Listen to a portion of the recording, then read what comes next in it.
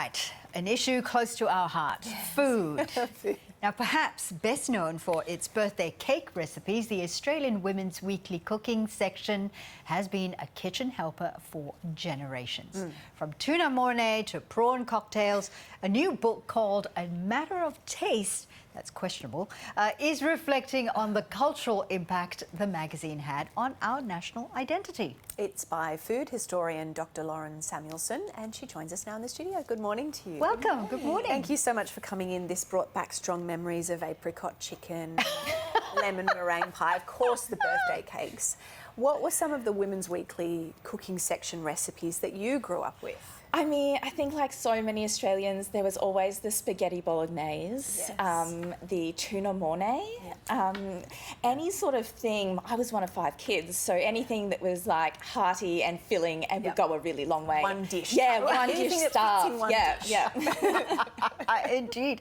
Now, Women's Weekly said that in 1982, it said that it is the most families would have sat down to a meal prepared by a Women's Weekly recipe. What made it a staple for the Australian household?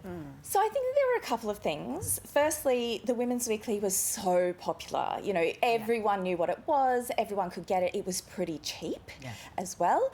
But also the recipes were really easy to follow, and they sort of broke things down and gave step-by-step instructions and made things that seemed difficult seem really achievable. So teaching people how they could make Chinese food at home when it wasn't necessarily something that they'd been able to do before.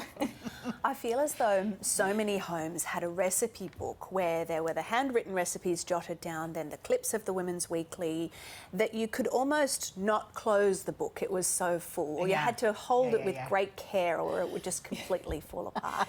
But throughout the years of those recipes, what were some of the trends that we saw emerge? Yeah, I mean, there's so many, because like now, food trends sort of came and went and some of them stuck around.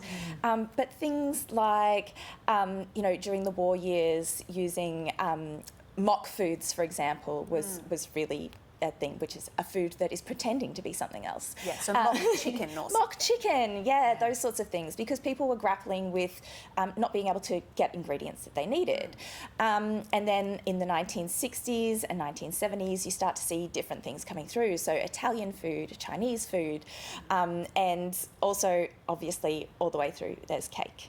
Yeah, absolutely, of course. Listen, it wasn't just Australia, I have to say. It wasn't just Australia and Australians that enjoyed Women's Weekly cookbook. I dug up my mum's Women's Weekly book. Look at it. It's from 1997, this one. Yeah. My Asian mother learned how to cook spaghetti bolognese, roast chicken, and meringue pie through here. Yeah. Because she wanted to impress people, she would cook Western dishes using this book. Yeah. So it cut across not just Australia, right across the world as well. Yeah, absolutely. And I've got stories of women who were from Australia and moved overseas and took their Women's Weekly cookbooks with them because they wanted to be able to cook the food from home and to show people what Australian food was. Yeah. I feel like this period of cooking is often viewed in 2 ways. It's the nostalgic kind of good old days where it's wholesome and everything's made from scratch. And then people also look at it as the bland days where there's not much flavour and spice added. Jellied rabbit. Jellied rabbit, In the book, how do you reconcile those 2 views of this period? Yeah, I think that we sort of need to not necessarily come at it from our modern palate and to think that, we have sort of been introduced to a lot of spices and things that simply weren't available to many of the women who were cooking from these books. And so we sort of just have to take a step back and think about taste as, I guess, a reflection of what we do rather than what we actually physically taste.